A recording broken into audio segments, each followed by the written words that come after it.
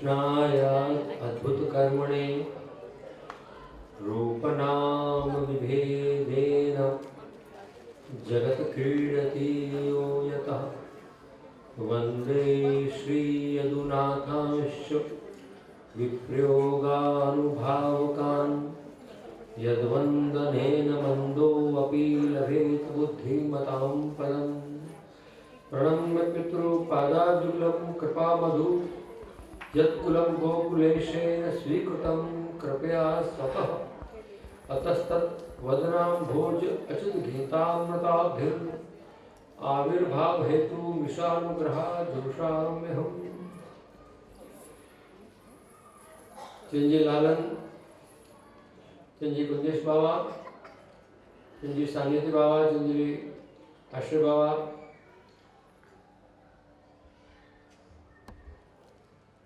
और बहरीन के सभी उत्साही भाविक धार्मिक वल्लभीय वैष्णवजनों को आज के रासोत्सव की बहुत बधाई देता हूँ। वास्तव यह है कि रास के बाद फिर कुछ नहीं होता है। इसे आश्रय का पद बोलो, प्रसाद लो, घर जाओ। इसे रास के बाद कुछ बोलना होता नहीं है। लेकिन एक बात है कि कुछ गुणगान कृष्ण के, प्रभु के, पुष्टि पुरुषोत्तम के, भक्त के और भगवान के न गाए जाए वो भी अच्छी बात नहीं है। तो गुणगान रूप में आज कुछ कहूँगा क्योंकि समय कम है। और आज ही जैसे पंडित जी ने कहा तो मैं जो कहना चाहता हूँ शुरुआत मैं रात से ही करूँगा। और ख़ास करके जो अपने वहाँ जिसको अपन वैष्णव कहते हैं, तो विष्णु के जो भी उपासक हैं, माने विष्णु के जितने भी अवतार हैं, उन अवतारों को मूल में इष्टतया मानने वाले सभी वैष्णव गिने जाते हैं। ये अलग बात है कि पुष्टि भक्ति मार्ग में जैसे वल्लभ संप्रदाय है, तो पुष्टि भक्ति मार्ग से जो दीक्षित हैं वो अपने आप को वल्लभी वैष्णव कहेंगे। बाकी वैष्णव मात्र विष्णु के उपासक हैं। तो यहाँ पर मैं रास पंचाध्याय की एक अद्भुत सूक्ष्म रहस्यमय लेकिन पुष्टि तत्व से भरपूर एक बात कहूँगा। आप सब जानते हैं कि कथा सबसे भारत में या वर्ल्ड में कोई कम्युनिकेशन का जो मीडिया है तो भागवत कथा ही एक बची है। क्योंकि भगवत गीता तत्व ज्ञान से भरी हुई है, वेदांत की तो बात ही बहुत ऊंची है, लेकिन जो मनोरंजन मानो, धर्म मानो, कृष्ण भक्ति मानो, जो भी है वो भागवत है। आजकल तो उसको यथाधिकार जिसे लेना चाहो ले सकते हैं। और भागवत सिर्फ वार्ता नहीं है, सिर्फ कथा नहीं है, सिर्फ 7 दिन में पूरा होने वाला कोई पुराण नहीं। 7 दिन तो उसके लिए थे कि परीक्षित को 7 दिन मिले थे, हमको 7 दिन थोड़ी मिले। बताइए, चलो सप्ताह इसलिए नाम नहीं आया कि 7 दिन में पूरी हो जाए। भागवत कभी पूरी होती नहीं है। इसलिए हम लोग जब भागवत का रोज का पारायण करते हैं, एक अध्याय पूरा होता है तो दूसरे अध्याय के 2 श्लोक बाँच के फिर पूरा करते हैं, नहीं तो पूर्ण विराम हो जाता है। समझो मेरी बात। तो श्री भागवत के अंतर्गत रास पंचाध्याय में जब प्रभु ने अर्धनिशा को, शरद की रात्रि को आह्वान करके गोपीजनों को बुलाए और गोपीजन दौड़ी चली आई एक अभिसारिका नायिका की तरह। नायिकाओं का वर्णन रसशास्त्र में नंदास जी ने और श्रृंगार रसिक जो कवि हैं उन्होंने बहुत किए हैं। उसमें एक नायिका होती है अभिसारिका। अभिसारिका मतलब ये होता है कि रात्र को भी, बरसात में भी, अंधेरे में भी चुड़ैल डाकन किसी भी जानवर मिल जाए तो भी सब लोक लाज छोड़ के अपने प्रीतम को जो मिलने चली जाती है उसे अभिसारिका नायिका कहते हैं। ये रसास्त्र की बात कर रहा हूं, भागवत रस से भरा हुआ है। तो यहां अभिसारित्व भक्ति में भी गोपीजनों में आ गया। वो अपने घर, पति, बच्चे, परिवार, जवाबदारी, एक विधाता स्त्री होते हुए भी एक जीव जिसे परमात्मा को मिलने जाता है, एक प्रिया अपने प्रीतम को मिलने जाती है, एक नदी अपने सागर से मिलने जाते हैं, उसी प्रकार प्रभु के वेणुनाद से जोड़ी चली आई। लेकिन कोई अपन को बुलाए उसके बाद फिर उसका मूड और बन जाए तो किसी भी नायिका को गुस्सा आ जाएगा। आपके जो ब्याही हुई स्त्रियां हैं, पति का फोन आए घर से, ऑफिस से कि तुम 6 बजे तैयार रहना, अपन को वो जगह जाना है। 3 जगह मैं बताऊंगा नहीं कौन सी जगह, 3 जगह अपन को जाना है। बेचारी सज धज के 3 घंटे मिरर के आगे बहुत परिश्रम लेके सज धज के तैयार होती है। श्रम लेना पड़ता है, सजना धजना कोई सामान्य बात नहीं है। वो तो हमको पता नहीं, हम गाड़ी रखते हैं, जो करते हैं उनको पता है। बहुत श्रम साध्य वस्तु है। क्या पता कोई क्या कमेंट कर दे, बेटे की बहू कुछ बोल जाए, पति कुछ बोले, ध्यान न दे, बहुत बुरा लगता है। तो वहां प्रभु ने ऐसे खेल शुरू कर दिए।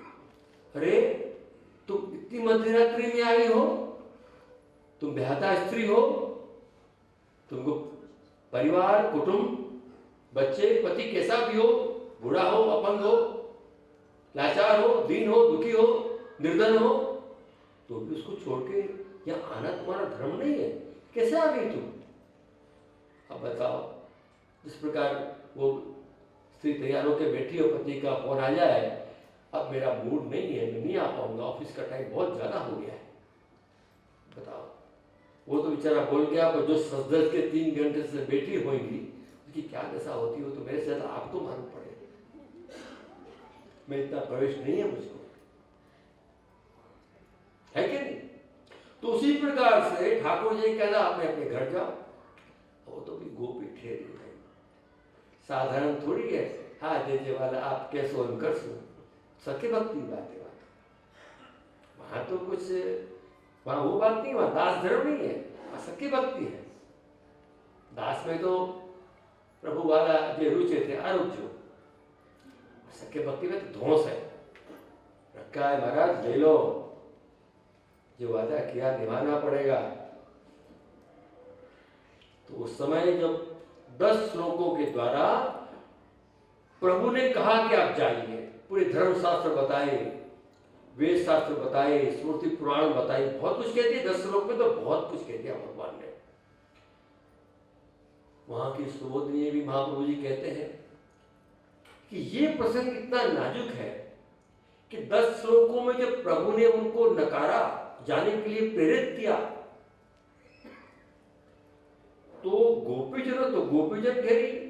शक्य भक्ति की तो बात और होती है भाई, और बात होती है। तो वहां गोपीजन का स्वभाव जो है मूल नैति नैति, जब वेद ने कहा कि ये भी नहीं, वो भी नहीं, वो भी नहीं, ये भी नहीं, प्रभु ने कहा श्रुति रूपा बन के तुम जब आओगी तो हम सारस्वत करते कृष्ण रूप में प्रकट होंगे, रास करेंगे। इस समय तो सिर्फ सुन लो तुम, साक्षात अनुभव तो ब्रज में होगा।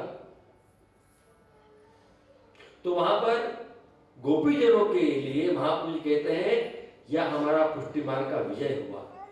10 श्लोकों में प्रभु ने उनको जाने के लिए कहा और 11 श्लोकों के द्वारा गोपीजनों ने उनको निरुत्तर कर दिया कि नहीं महाराज, तुम हमें जाने के लिए नहीं कह सकते। और प्रभु को उनके मनोरथ पूरे करने पड़े। और गोपीजनों ने एक बात और कही, जो पुष्टिमार्ग प्रागट की गूढ़ बात है, वो मैं कहूं आपसे। गोपीजनों ने कहा प्रभु इस समय आप भगवान बन के नहीं आए हो, हमारे प्रीतम बन के आए हो, आत्मा के लिए परमात्मा बन के आए हो। ये उपदेश देने वाली बातें तो आचार्य को शोभती है, गुरु को शोभती है। भगवत गीता में चलेगा कष्ट बंदे जगत गुरु, या रास में ऐसा गुरुपुरा नहीं चलेगा आपका। और यदि आपको ऐसा बनना है तो कुछ मनोरथ करिए। तब प्रभु ने मनोरथ किया कि भाई उपदेश तो सच्ची कह रही है गोपियां, मैं सख्य बन के इनको बुलाया है, उपदेश मुझे नहीं देना चाहिए, इनके मनोरथ पूर्ण करने चाहिए। 5 प्रकार से आत्मा से लेकर देह तक हमारा काम, क्रोध, लोभ, मोह, शोक जो कुछ भी है, कल मैं अन्नमय की बात करी थे ना, देह से शुरू होता है, देह पे खत्म। आगे की यात्रा कहाँ है हमारी?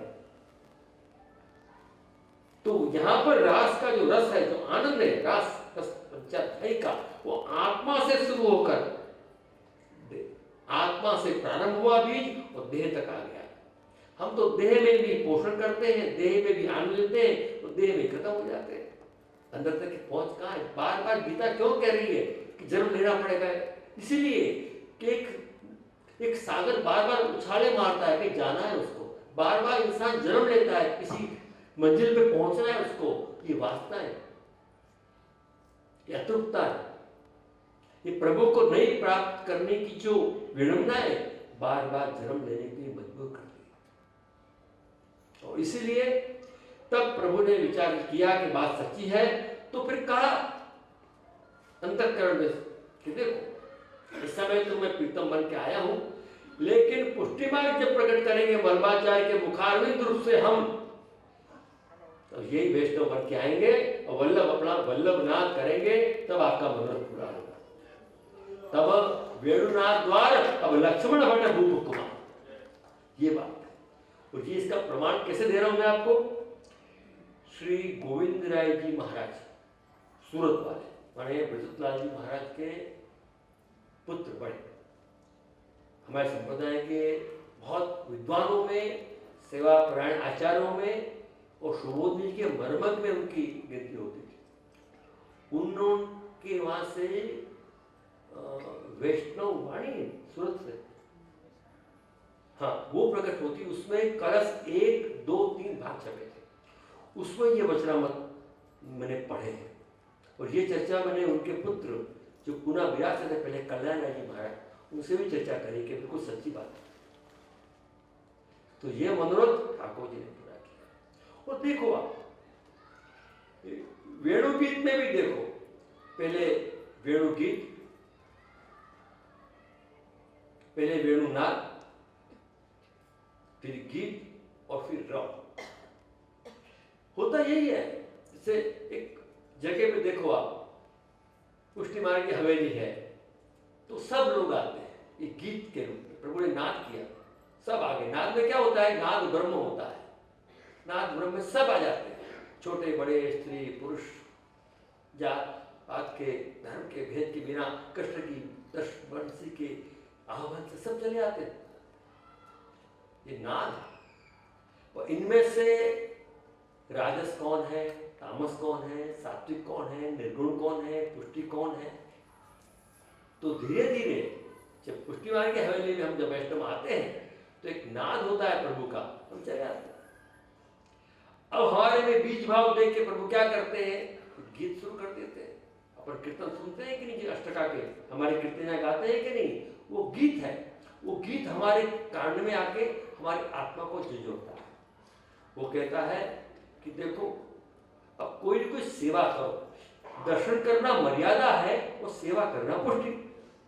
अब मंदिर में आके हाथ जोड़ के खड़े रहोगे तो ठीक है, अच्छी बात है, लेकिन आप अपने ससुराल में गए या पियर में गए तो कुछ न कुछ भाभी को, मम्मी को, सास को, ससुर को या ननद भौजाई को हेल्प करते हो कि नहीं है? तो उसी प्रकार से पुष्टि मार्ग की हवेली में तो फूलघर है, सागर है, भंडार है, कई सेवाएं हैं। वैष्णव अलग अलग सेवा में जुड़ जाते हैं। ये गीत है उनका कि भाई मुझे कीर्तन अच्छा आता है तो मैं कीर्तन करूंगा, मुझे महाराजी बनानी आती है मैं महाराजी सिद्ध करूंगा, मुझे मंडप बनाना, आरती बनाना, सांझी बनाना है, और कलियों के श्रृंगार बनाना आता है वो करेंगे, सामग्री शुद्ध करनी आती है तो वो करेंगे। बाद में इन सब सेवाओं से प्रभु संतुष्ट हो जाते हैं, तब कहते हैं वेणु रव, अमृत बीज और अग्नि बीज, ये बीज मंत्र की बात है, र और व, अग्नि और अमृत। तो वहां प्रभु कहते हैं कि देख भाई, अब यहाँ मंदिर में आके तेरी सेवा तो मैंने ले ली। समूह तो के दो प्रकार की साधनाएं हैं, एक सामूहिक साधना है और एक व्यक्तिगत आत्मा के स्तर पर है। सामूहिक साधना अपने हवेलियों में, मंदिरों में, मठों में, तीर्थस्थानों में कर ली है, वो भी छोड़ो मत आप, लेकिन आंतरिक साधना करनी है आपको तो व्यक्तिगत इंडिविजुअल आपको मुझसे जुड़ना पड़ेगा। या तो घर में ठाकुर जी पधराओ, या दीक्षा लो, या अनुष्ठान करो, जप करो, पाठ करो, कहीं न कहीं आपको उससे, उस ज्योति से जुड़ना पड़ेगा। उसके बिना सामूहिक जो प्रार्थनाएं हैं, सामूहिक जो सेवाएं हैं, हमको संस्कार प्रदान कर सकती है, धर्म प्रदान कर सकती है, संस्कृति प्रदान कर सकती है, लेकिन आत्मा के स्तर पर तो व्यक्तिगत ही यात्रा है, मान के चलना। तो वो उसके लिए ठाकुर जी कहते हैं भाई अब मैं तुझसे बात करूं, इतने सारे लोग आते हैं, कोई आज भोग कराता है, कोई मनोरथ कराता है, कोई पैसा, कोई चंदा, दान दर बहुत देते हैं। तुम तो भक्त हो, तुम्हारे पास तो आंसू के सिवा, प्रेम के सिवा शायद कुछ हो भी नहीं, तो क्या करूं? इन लोगों को छोड़कर तुमसे बात करूंगा, लोग तुम्हें पागल कहेंगे, मेरे मंदिर में आके बहुत जोर से बोलते हैं, तो बहुत बातें करते हैं। तो मुझे दो प्रेमियों को मिलने के लिए एकांत चाहिए। तो एकांत के लिए वल्लभ के शरण में तुम जाओ और ब्रह्म संबंध दो, तो तुमको घर में सेवा बदला के एकांत प्राप्त होगा। तो वैष्णव आज भी देखो आप जो प्रभु की घर में सेवा करते हैं, जो सेवा कर रहे हैं वो तो सेवा कर ही रहे हैं, लेकिन उनको मदद करने वाले भी सेवा ही कर रहे हैं, उनको डिस्टर्ब न करने वाले भी सेवा ही कर रहे हैं। दूध वाला आया, धोबी वाला आया, टीवी वाला आया, फोन आए, मोबाइल आए, दुनिया भर की बात। उस समय आपकी पत्नी, माँ, दादी जो भी सेवा कर रही हो, उस समय 10, 15, 20 मिनट या घंटा, 2 घंटा, जब तक भी सेवा चल रही है, उस समय किसी प्रकार की उसको डिस्टर्ब न किया जाए, वो प्रभु की प्रसन्नता का कारण बनेगा।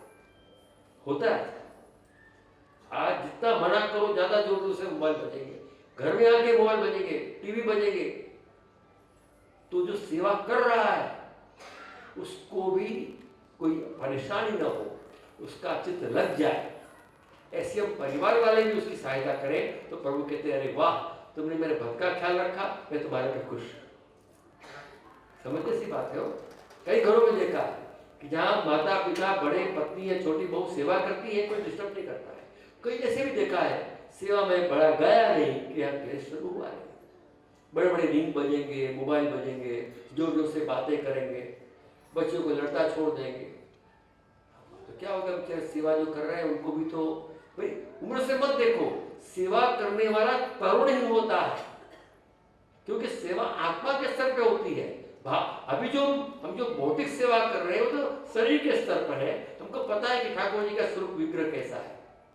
मन के स्तर पर, जीवात्मा के स्तर पर, प्राण के स्तर पर, आत्मा के स्तर पर और अपने लीला के स्वरूप के स्तर पर सेवा पहुंचे, तभी तो मानसी होगी। हम बहुत सस्ते में राजी हो जाते हैं, बहुत सस्ते में। अब लोग इंसान सस्ते हो ऐसे नहीं, बहुत सस्ते में राजी हो जाते हैं, और दुनिया में धर्म के जो ठेकेदार हैं उस बहुत सस्ते में राजी करके चले जाते हैं। मैं सच्ची कहता हूँ, इतने सस्ते में मत राजी हो। रिजे रावड़ी थकी गरीब लोग भोगी ने न भावे, हमें तो राजना खासा खवास मुक्ति मनना। आज मार्केट इतना डेवलप है कि किसको क्या चाहिए, आप एक बार जे बोलोगे ना, आपका बैठोगे ना, तो आपका मुआयना करने वाले बैठे कि आपको क्या पसंद है, वही पिरसेंगे जो आपको अच्छा लगता है। लेकिन हमें अच्छा लगता है, इससे बेहतर ये है कि हमारे कल्याण में क्या है, हमारे आत्मा के उद्धार में क्या है, प्रभु के हमारे संपर्क में क्या है। जितने भी मिलेंगे अपने से प्रेम कराने वाले मिलेंगे। हमसे प्रेम करो, हम बहुत ज्ञानी हैं, हम बड़े भक्त हैं। प्रभु से प्रेम करने वाला, प्रभु से प्रेम कराने वाला, प्रभु से जुड़ने वाला श्री वल्लभ है। इसलिए हमारे वहाँ जब ठाकुर जी की सेवा करते हैं तो नवनीत लाल, सिन्हा जी, द्वारकाधीश, मथुराधीश, नटवरलाल, गोपाल लाल सब कहते हैं। वैष्णव भी अपने ठाकुर जी के लाड़ के नाम देते हैं, लेकिन वो ठाकुर जब सानुभव कराते हैं, अनुभव कराते हैं, तो वो ठाकुर जी न रखे वल्लभ बन जाते हैं। वल्लभ का नाम ही प्यारा, वल्लभ का नाम ही प्यारा है। कई बार प्रवचन में, कथाओं में भी आता है कि प्रभु अंतर्धान हो गए। अंतर्धान का मतलब क्या मानते हैं प्रभु? दिखना नहीं, विजुअलाइज नहीं होते, अनविजुअलाइज हो गए। तो यहाँ अंतर का मतलब होता है कि गोपी जनों के ध्यान में अंतर आ गया है। प्रभु तो वही के वही थे, आज भी प्रभु अंतर्धान नहीं है, वही के वही है, हमारा ध्यान की ओर चला गया है। जो वस्तु हमारे सामने हो, हमारे पास हो, उसको ढूंढने आप जाएंगे तो बहुत उससे दूर निकल जाएंगे। उसको सिर्फ धीरज से शांति समझना पड़ेगा कि जो वस्तु मेरी है, मेरे पास है, उसको मुझे देखना समझना है, उसको ढूंढना नहीं। बहुत ढूंढा तुझे मिला पता तेरा नहीं, बहुत ढूंढा तुझे मिला पता तेरा नहीं, और जब पता मिला तेरा तो अब पता मेरा नहीं।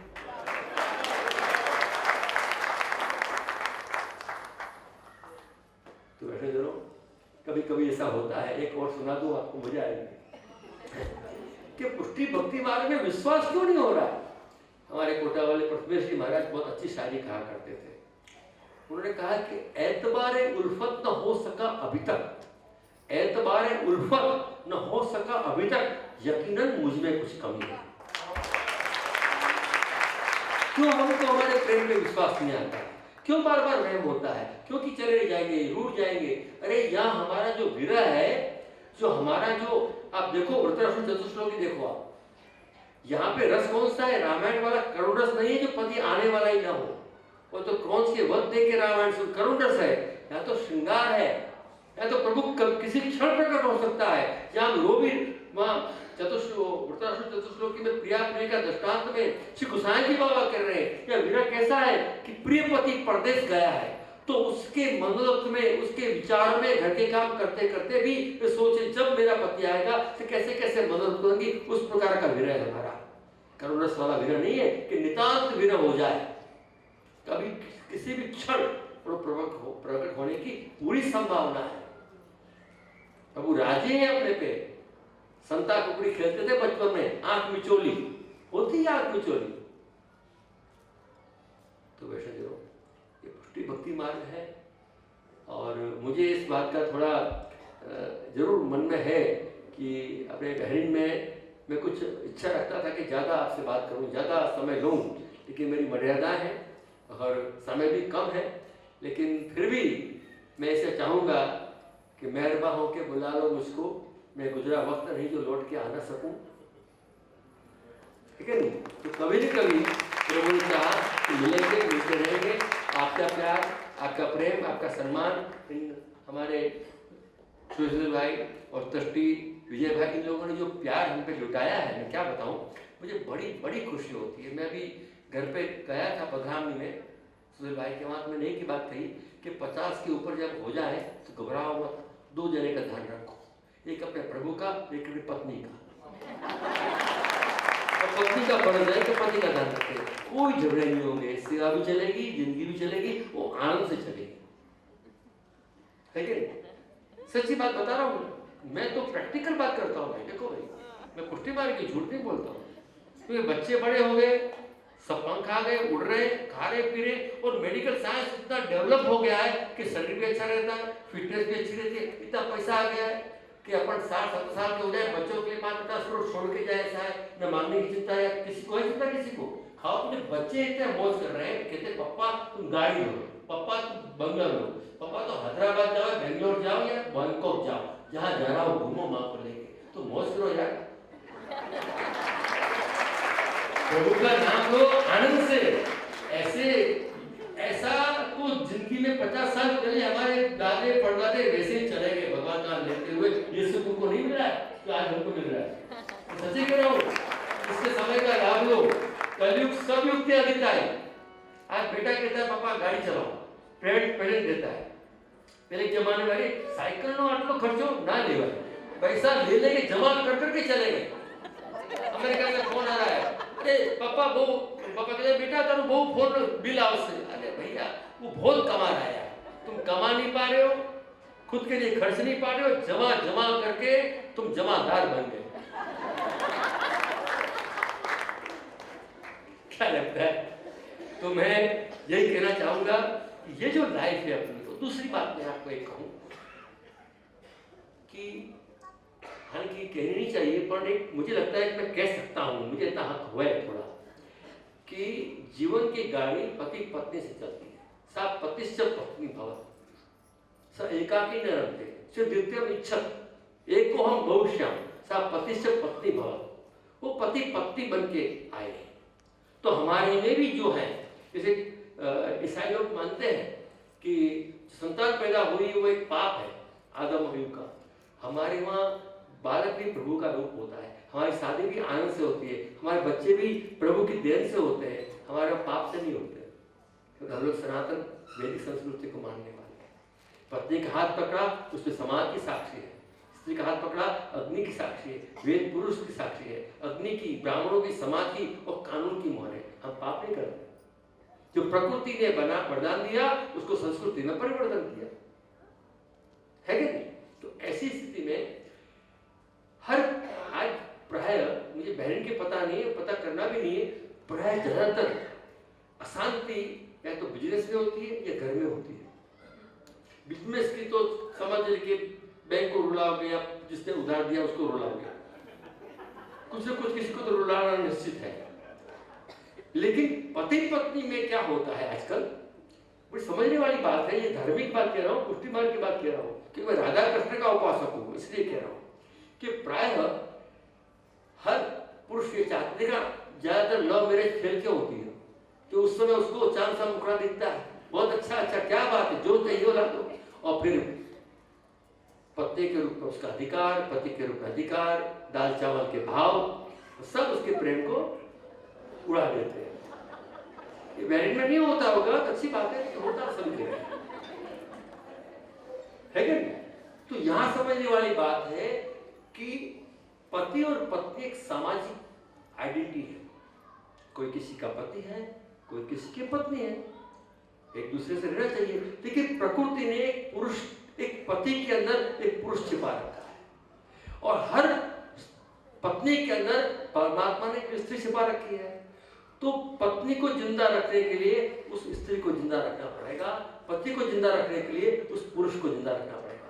वहां कहीं भूल कर रहे हैं, कहीं ना कहीं स्त्री की जो संभावना है, समर्पित की भाव, प्रेम की भाव, रति का भाव, सुख का विचार, सबको अपना मानना, इमोशनल हो जाना, रूठना, मनाना, वो भी एक लजा करते लावण्य है। राधा कृष्ण के मनाने का मतलब क्या है? अरे सीधे साल की नौकरी रुक जाए तो भी दादा को मनाना चाहिए, तो गलत क्या है उसमें? क्या गलत है उसमें? अधार्मिक हो जाएंगे, मंदिर में क्या हमको आना बंद कर देंगे लोग? ऐसा नहीं हो सकता कभी। तुम रूठी रहो, मैं मनाता रहूं, मगर जीने का और भी आता है। हमने तो 80-80 दादा दादी को बनाते हुए देखा है, उसमें बुरा क्या है? ठाकुर जी मनाने के लिए यही कहते हैं कि मनाओ, पड़ी रहे, बैठी रहे से, ऐसा नहीं, उसको मनाओ। तो ये पत्नी के अंदर भी स्थिति छिपी हुई है, वो 80 वर्ष की हो जाएगी तो भी शर्मा सकती है, वो प्रेम कर सकती है, वो समर्पण कर सकती है, वो तत्व का विचार पूरे परिवार के लिए, पहले सिर्फ पति के लिए करती थी, अब पूरे परिवार के लिए कर सकती है। तो उसमें रही स्त्री का सम्मान, पोषण और प्रेम उसको मिलना चाहिए। उसी प्रकार पुरुष, पति के अंदर जो पुरुष है वो स्वतंत्र विचार वाला है, खुद की पहचान बढ़ाने वाला है, वो एक रोमांटिक, सबको देखने वाला है। तुम पति को दाब में रख सकती हो, पुरुष को दाब में नहीं रख सकती।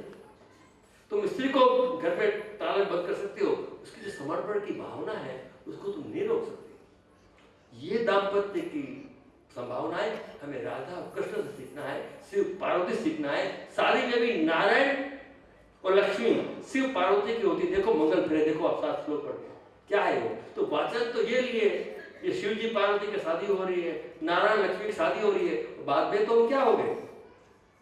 ये भारतीय संस्कृति का पानी, मानवता का पानी। मैं चाहता हूं जो सेवा करता है घर में, भगवत नाम लेता है घर में, भक्ति करता है अपने जीवन में, वो हमारे दया में मैंने कहा है कि प्रेम औस अवतरे, प्रेम रस देना उर्मा ठहरे। जहाँ दादा दादी प्रेम से रहते होंगे, उनके बच्चे भी खेलते मिलते, सबसे आपको मिलेंगे। क्या बात है, पति पत्नी के दादा दादी भी प्रेमी है। और जहाँ झगड़े वाले मिलेंगे, वो बच्चा आके पूछते बता क्यों आए हो घर में,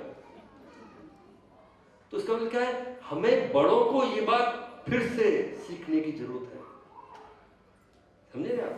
अगर दादा दादी रूठ भी गए हो तो पति पत्नी मना सकते हैं, बच्चे मना सकते हैं, लेकिन रूठना रस वृद्धि के लिए होना चाहिए, रसाभास के लिए नहीं, है कि नहीं?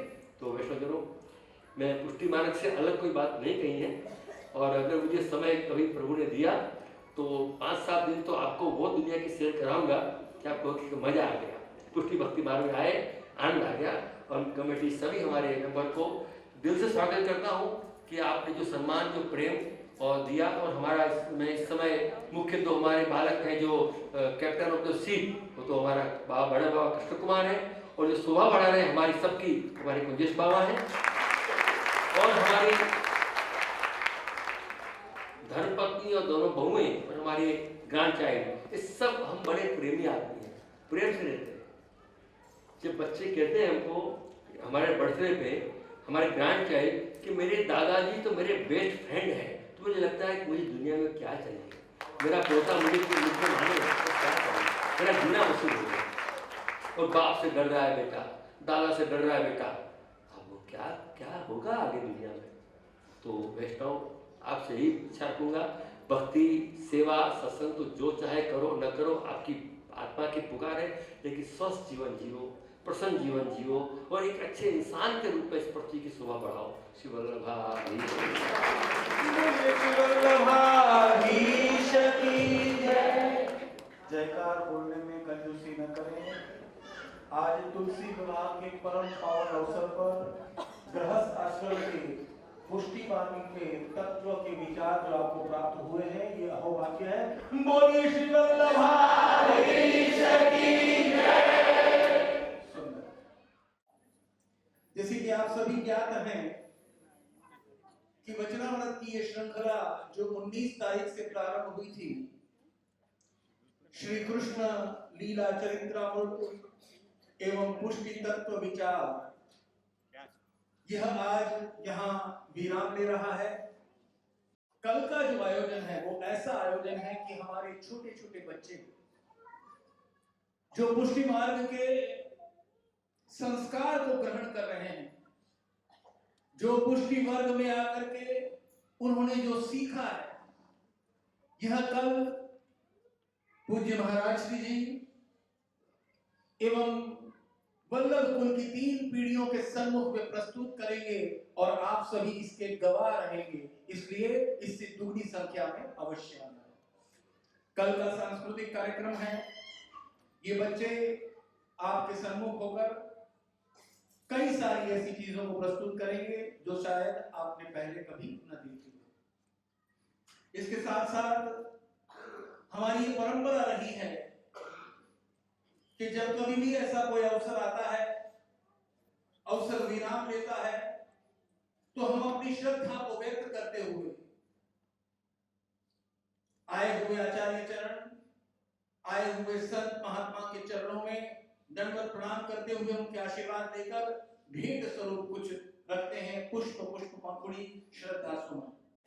कल भी इसी तरह से होगा, और जैसे आज मैंने कहा कि आप सब जो आए हैं, आपको दुगनी संख्या में अवश्य आना है।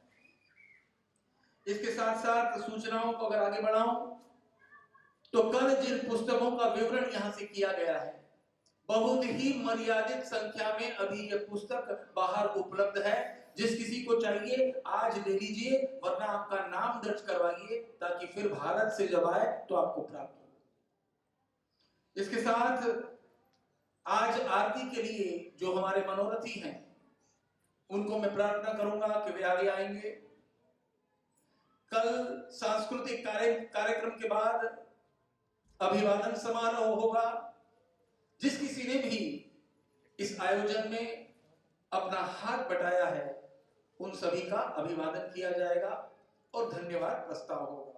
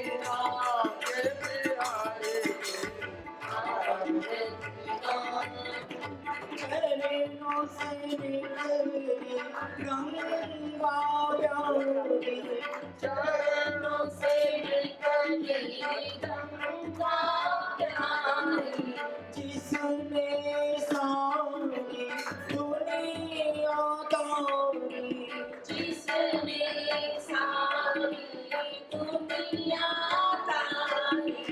मैं उन चरणों के दर्शन पाऊं, मैं उन चरणों के दर्शन पाऊं, हे गिरिधर सीमा के बिहारी के आरती गाऊं, सीमा के बिहारी के आरती गाऊं। नाम से नाथ, नाम से आपको, नाथ अनाथ के नाथ आपको, सुख दुख जीवन जाए साथ आपको, सुख दुख जीवन प्यारे साथ आपको। हरे चरणों में सिरवार, हरे चरणों में सिरवार, सीमा के बिहारी के आरती गाऊं, के बिहारी की आरती गाऊं। श्री हरिदास के प्यारे गुरु, श्री हरिदास के प्यारे गुरु, मेरे मोहन जीवन लो, मेरे मोहन जीवन लो,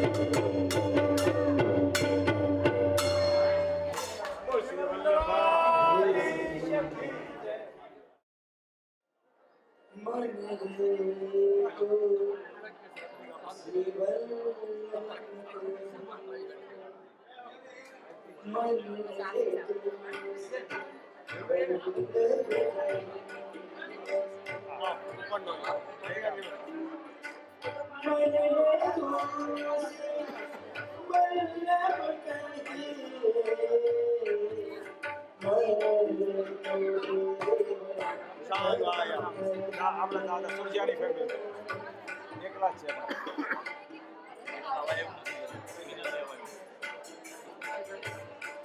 એટલે ચિત્રજી બનાવવાનું બાકી છે સ્ટ્રેટ સાઈડ पे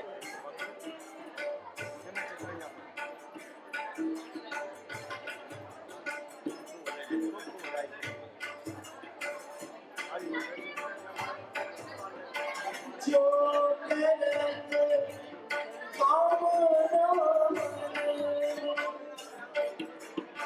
जो करत कामना जिए सो दुख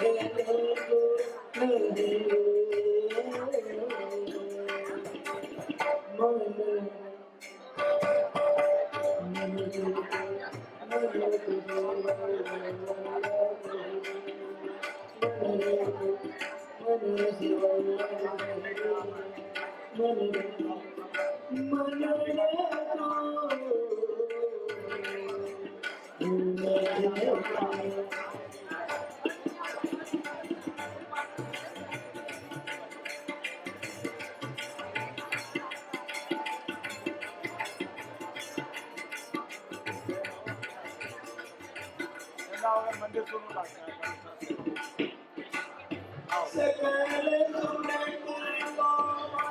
ये बंदी और कुछ होना चाहिए मन में से